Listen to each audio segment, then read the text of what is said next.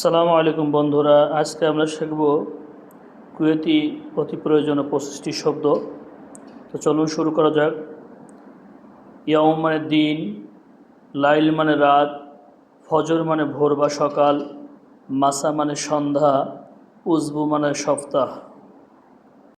শাহার মানে মাস, সানা মানে বছর, তরিক মানে রাস্তা, সায়েক মানে চালক, উজরা মানে ভাড়া।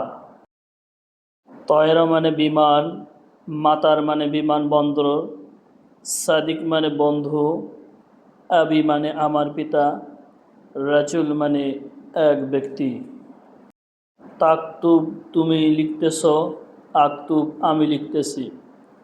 আর্দ বা আর্দুন পৃথিবী, কমার বা গমার চন্দ্র বা চাঁদ, শামস সূর্য।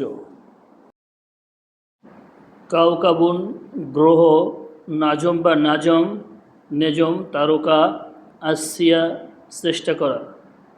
সোরা তাড়াতাড়ি বা জলদি, রগম বা রকম নাম্বার।